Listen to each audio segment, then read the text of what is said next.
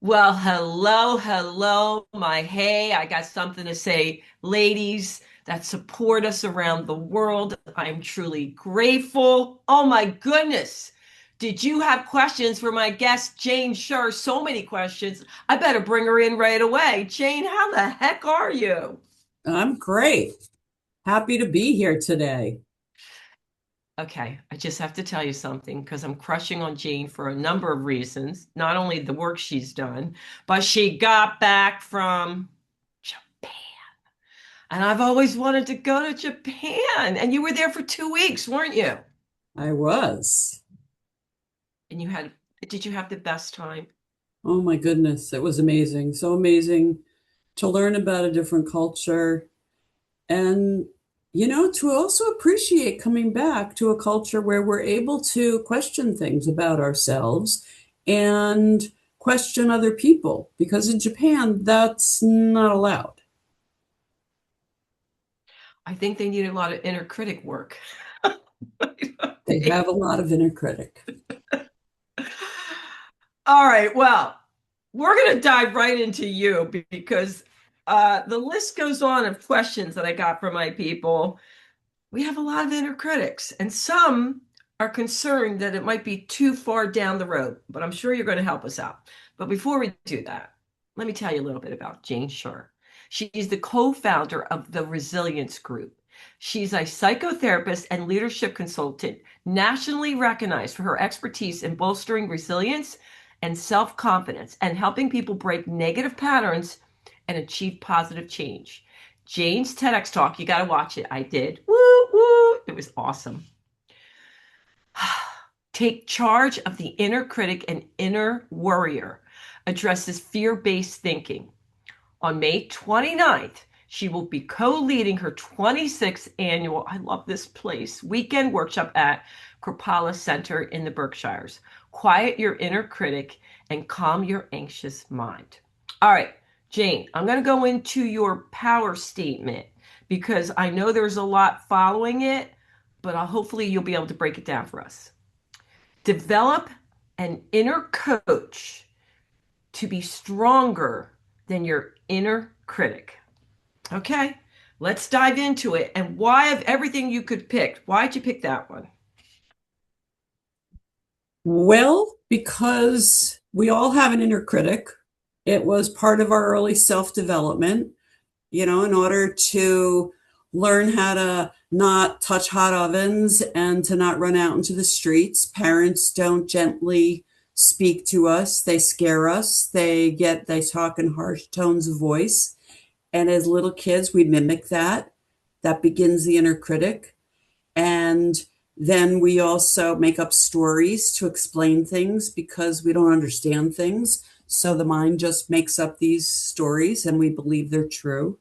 And so we need an inner coach that recognizes when we're having these negative storylines and to help us pause and step back and question the credibility of them and not get sucked into believing that they're truths because they're not.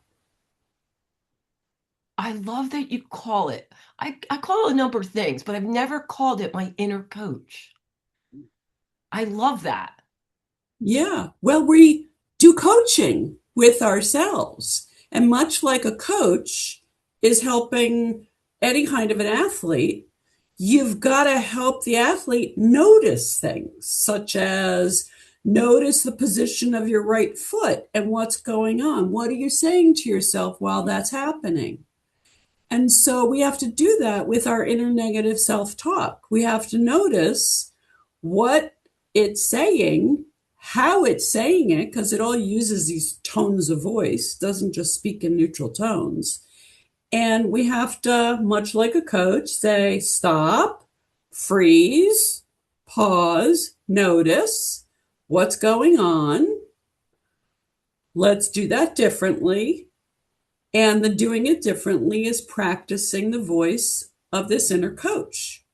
It's the voice of a coach that says, um, like, this doesn't make you a terrible person. Mistakes are mistakes. Let's learn. The person is probably not thinking this horrible thing you're thinking. Notice that negative prediction happening again, or notice the shame as it creeps in. Take a breath, take another breath, let it go. Yeah, so that's how the inner coaching works. So I'm sure many of your, do I call them clients or patients? Clients. Clients have said this to you. Oh my God, Jane, I heard your voice in my head when I started getting that inner critic. Because I've had people say to me as Yeah. a coach, oh my God, Sandy, I actually heard the way you say things in my head. So, Yeah. okay. I need to wrap myself around this. So the biggest thing, and I got tons of questions on this too, but it's me too, that you're saying, I get the inner critic. I get why it was there originally to help us, not so much anymore.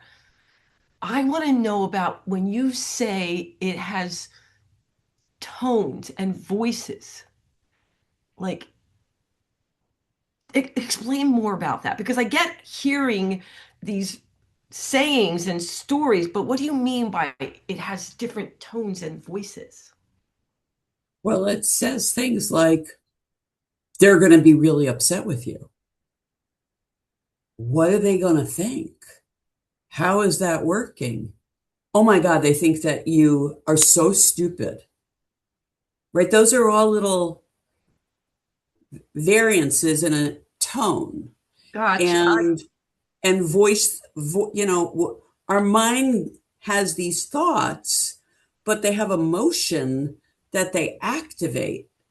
And so if we can think about and kind of personify some of these thoughts and imagine the tone in which they're speaking, I gotcha. then we can dial it down, right? That's the inner coach's work, is to help us notice this, right? Put the light on, hear it, and do some editing, do some correcting in dialing it down. At this point, Sandy, we all know that if we believe everything that comes through our email or our texts at this point, we're in trouble, Yeah. Yeah. right? Mhm. So we've learned to be skeptical, to evaluate, to slow ourselves down and not take it all as truth. Well, it's the same thing. The inner coach helps us to do that same kind of strategy with our inner thinking and our automatic stories. Okay. So I want to just tell you, I'm usually not that open with this, but heck, what the hey? This is what I do almost every day. If I start hearing chatter, I call it the negative chatter, and I have these little hands, right? Mhm. I will go. Let me see if you think it. Not today, brain. That's what I say. I go, not today, brain. And then I go, take a step back. That's what I do. Yeah. Pause. We're going to reset here. We're going to take it because of speaking. I go, let's take a beat. And then if it's really something that's over and over that I want to break, the habit of, I'll start writing.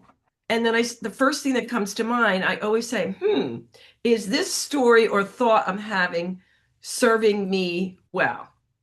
And if not, what could I do to change the story? Now, how could I improve upon that? Because that's what I do. I go, that I tell myself, and it's a whole funny thing. And I could be looking in the mirror, going, not today, brain. It ain't happening. Well, I'm not sure how you improve upon that, but that's what I call the inner coach. Like, Oh, you've got an inner coach yeah. who's working to say, like, hey, not now, right? Like, my inner coach says, have a seat. I don't need to hear from you. This isn't Oh, helpful, okay. right? Same thing. You know, Yay. and the reality is, unfortunately, it's not like a jack in the box where we can then just put the lid down. Unfortunately, this is true in particular for us females, we can overthink and worry and have this negative storyline go on that we have to keep managing and keep setting limits on. Okay, so let's dive into something then right away. I have to, because I got it over and over again. And I always make up names. So we're going to use Betty Boop. Dear Jane, I know about my inner critic. I've been beating myself up for years. And you're right, it started with my family. I'm not blaming them. I'm cracking up. She's like, and Sandy, I'm not blaming them. I'm not playing victim, but I've been doing this for years. And I told myself, well, by being tough on myself, I was actually helping myself to achieve. I am 69 years old. Do you think it's possible that maybe I won't get rid of my inner critic, but I could lessen it, Jane? That's all I want to do. Lessen it. Oh my God. There you go. Well, bravo, Betty Boop, because we can't get rid of our inner critic. We can't do, some ectomy of some sort and get rid of it. We have to learn how to live with it. This, again, was the part that helped us to learn how to not run out into the street and how to not do dangerous things and be alert to threats and danger. And it also, so it helps us be safe on one hand. But like noticing the stories. Betty Boop does a really good job of saying the story. The story is that if I didn't have my inner critic, I wouldn't achieve anything. Yeah. It is what's key. Well, it isn't what's key. For those of us who are hard workers, who are ambitious, who have energy and are motivated to do things, our motivation is not from the inner critic. Our motivation is from some other part of us. The inner critic makes it harder. The inner critic gets in our way, but the inner critic is that voice of authority that presumes it's right and that anything else is wrong. And that this is, if you didn't have me and you didn't follow me, you would be nothing and you would be lost. But it's really not true. So at 69, can she wants to know, is there still hope for her? Yeah, of course there's still hope for her, right? Like if she could still do this, if she still has her mental facilities available, and if she's motivated to work at it, then of course she can strengthen that inner coaching part of her. And as we strengthen the inner coaching part of us, the inner critic gets less powerful. Its muscle power gets reduced. It gets duller in its sound. We get to have more strength in that skeptical part of like, oh, you're here. Really? I have to deal with you now? Like the last thing I really want to have to deal with is you right now, but I guess I'm going to have to, right? Because part of what happens, Sandy, in our growing up is that we learn to do this. We learn to not hear it and not notice it and not pay attention, right? Yeah. But it turns out, Yeah. yeah, exactly. But it turns out that actually makes it stronger and more powerful. So as we brighten the light, as we get to hear it and notice it, we then get to do these things we're saying, which is like, not now, go take a seat, out the door. If I need you, I'll come and get you when I'm ready to walk out this room. So I think this would be a great time because I love the way you sent it to me and I can totally understand it. Let's break down a little bit about how the brain works with this because it's well said and I know they're going to definitely benefit from hearing it. Well, our brain builds these neural networks. It builds pathways that are comprised of thoughts, emotions, and then body sensations. And they all fire up and wire up. and they just keep at times firing up and wiring up, right? The inner critic, when it comes to you, it's fired up and wired up, and it's very habituated. That's why we're not getting rid of it. It's habituated in our brain and in our body system. But it also turns out that when we get observant and notice the way this happens, the way these thoughts come up, the way the emotion comes up, the stories it's promoting, that when we notice that, those neural networks get weaker, literally. This is literally what's happening in the brain. So that those ways in which neurons fire together and wire together, well, they literally, if you see my hands, they literally stop firing together and stop wiring together. And it turns out that when you get the neurons to stop firing together and wiring together, we don't have that jolt of lightning go through us, that level of worry and shaken up that happens in the body self. And when that doesn't happen, we're not as under the influence of these fear-based stories. And we're not as under the influence of shame and the worry that shame generates.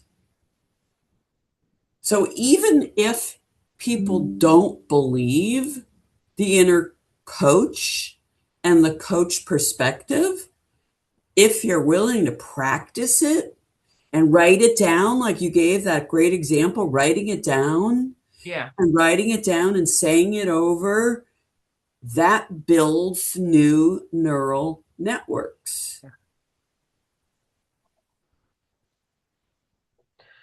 All right. So let's recap, and we did mention this before the show, and I think it's really important. Everybody has an inner critic. There isn't anyone that's a human that doesn't. Correct. Yeah. Some people may not notice it.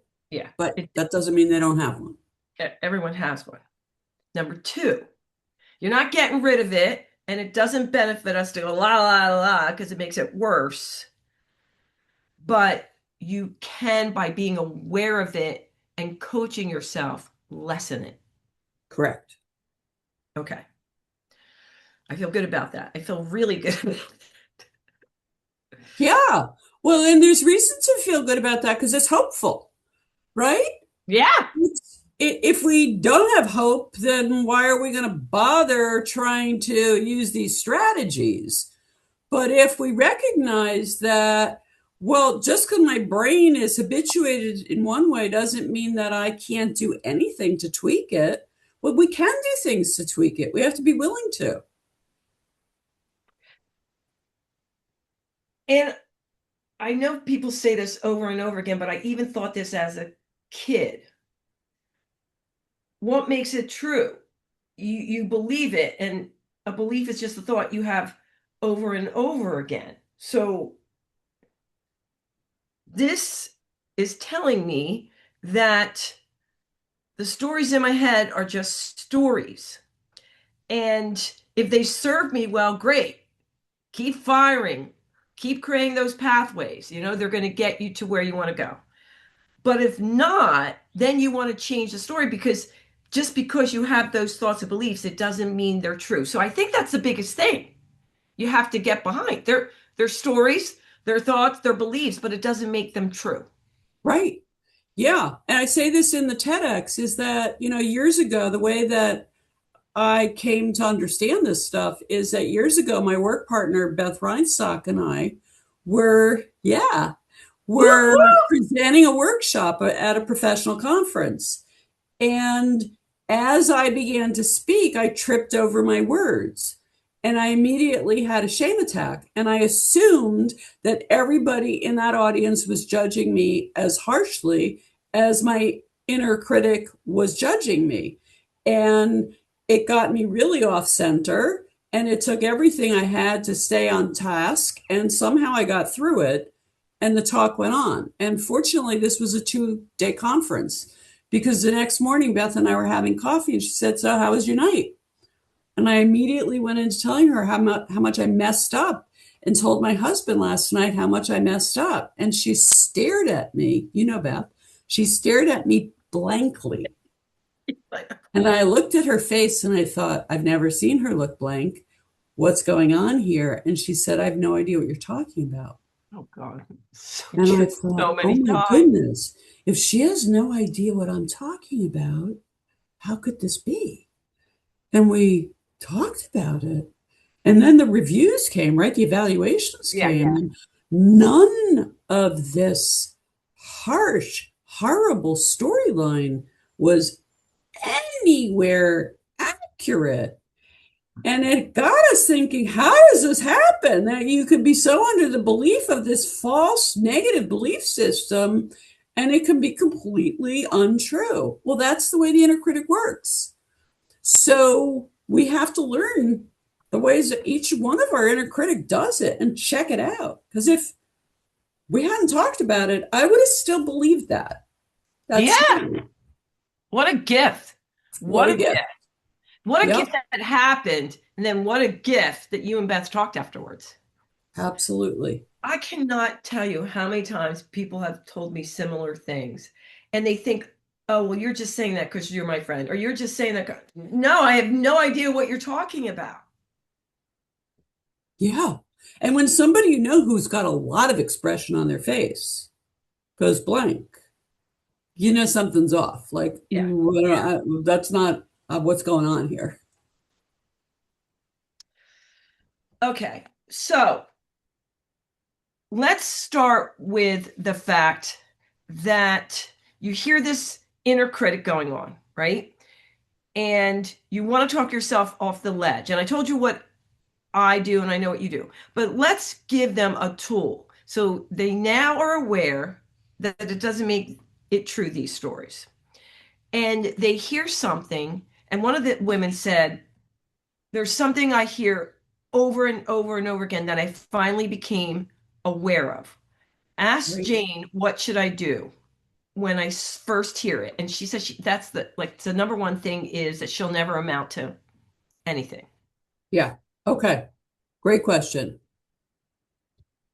Imagine a big stop sign. Stop.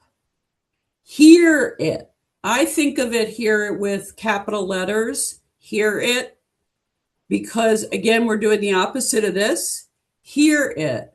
There it is again. Oh, yes, I know you. For me, it's you're so stupid, right? For each one of us, our critic says things repetitively that are intended to knock us down in size, hit us in the gut, get us to stop in our tracks, to be smaller and less confident than we would otherwise be, gets in the way athletically of winning, right? It does those things. So hear it, and to thank yourself and thank your inner coach for helping you to hear it. Thank you. I hear that, because if we don't hear it, we can't do anything about it.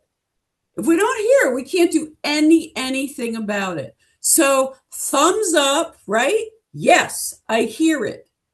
Okay, have a seat, right? Set a limit. Have a seat. There you are again.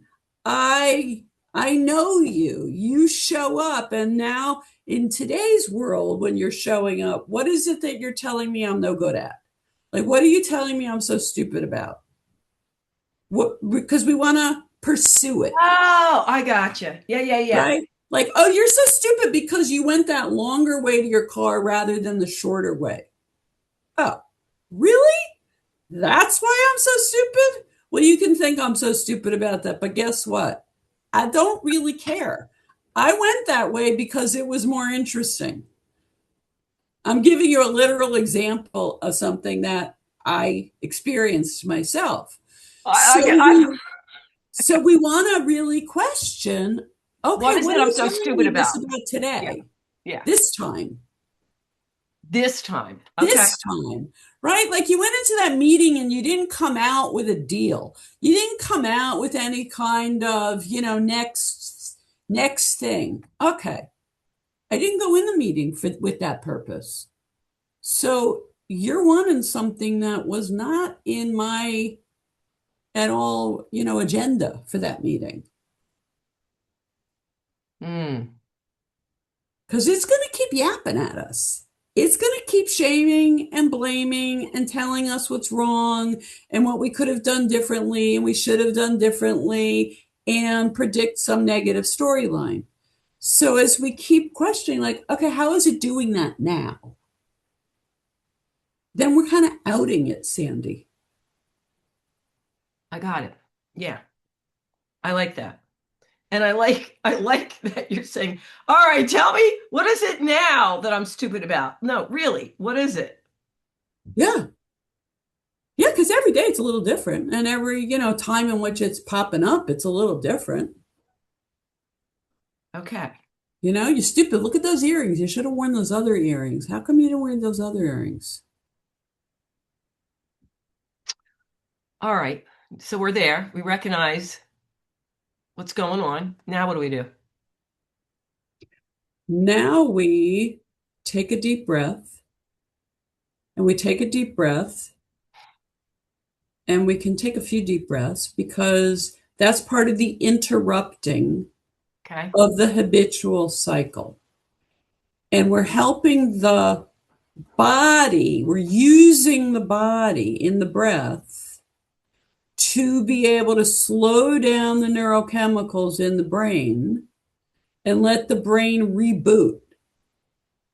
Because we want the brain to reboot by taking in this information, right? That skeptical of the credibility and the like, really? That's what you're criticizing me for?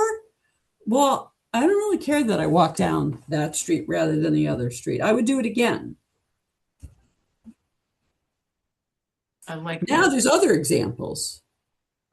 When I, for instance, met my friend and had lunch together on Valentine's Day a number of years ago. And I stopped at this bakery along the way and I bought her a bunch of sweets. They were really cute. And after I left and I was in my car, my inner critic goes off and says, maybe Denise thinking that you were really cheap and didn't buy more, that you only gave her, this small box. And I thought, really? This is what you're going to do right now? I did a nice thing. And now you're going to criticize me that I didn't get enough? Oh my goodness. See, but if we don't notice that, we're Yeah, just yeah, under the yeah. influence of its judgment. We're just under the influence of it making us feel bad. Even when we've done something really wonderful, really, like the Yep. best of friends, Yep. fun. Yep. Oh my God, it's so funny. So when that happened to you, I love the fact you're like, really? This is what we're going to talk about? Do you finish it then and tell yourself a different story? Do you change the dialogue? Like you said, I did a nice thing. Like, where do you go from there for you? Yes, I try to continue the dialogue because the more active we are in speaking to this negative part of the mind, the more we get perspective, right? This is the inner coach. The more the inner coach helps us to widen our perspective and be able to take fiction, the story, and turn it into the facts. The facts are, I did a really lovely thing in that when Denise opened it, she smiled. It was fun. It was playful. And you're just kind of raining on this parade and trying to get me to feel anxious. I don't want to feel anxious. I want to hold on to that good feeling. And we have to keep working at it because unfortunately, we don't just get released from the grip and from all that firing that's going on. It doesn't just automatically let go and release. So staying with what you were talking about, oh, I'm stupid because I parked too far from the car, and that you're very aware of it. Is it with time that you notice it quicker and it releases quicker? We definitely notice it more readily when we're practicing noticing it. Mm-hmm. I think the releasing kind of depends on the moment. And I think it depends. Yes, men to men. Some of it depends on how deep in the storyline and the neural circuitry that fear is, that shame is, and sometimes it's a much quicker release, and other times it's a really having to keep noticing it, counteracting it, setting it, setting limits on it, and it's just a matter of there's no should in that regard. It's each time it's a little bit different. Yeah. Jane, you're a hoot. And you take which I love, and anybody going to your workshops with you and Beth are so blessed, and I love Kripalu. You take a very complicated subject and you make it so that we can apply it and understand. Yeah. And that's the beauty of it. Taking a very complicated subject matter that everyone can go, oh, okay, I actually understand what she's talking about, and I can do that. I can apply that. We could talk forever, but I want to just make sure that I understand the biggest takeaways, so that somebody's sitting here and saying to me over and over again on these pages, the questions that they've been so tough on their self year after year, starting from childhood, just continuing on and thinking that it was benefiting them, like that was motivating them. What's the one thing, and I know you said it, that they could take action on immediately? Well, one thing that people can do is practice gratitude. Which you do for your mindset skill. Yeah. So when we intentionally practice thinking about things we're grateful for, it builds more of that positive neural circuitry. It builds more hope. It builds more optimism. And it also builds whatever complicated mechanisms at play in the release from the critic. It's like, okay, let it go.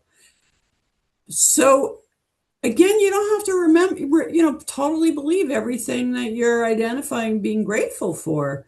But if we practice noticing and identifying, for instance, one thing I'm grateful for in my life as it is today, and answer that. And if we write it down, it's even better for the brain.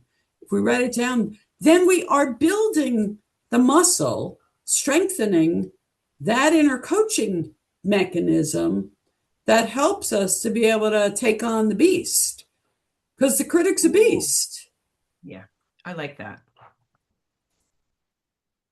I have my little ritual I do every day, but I do journal, and some days it's long and some days it's short. I have my specific thing ritual. But I can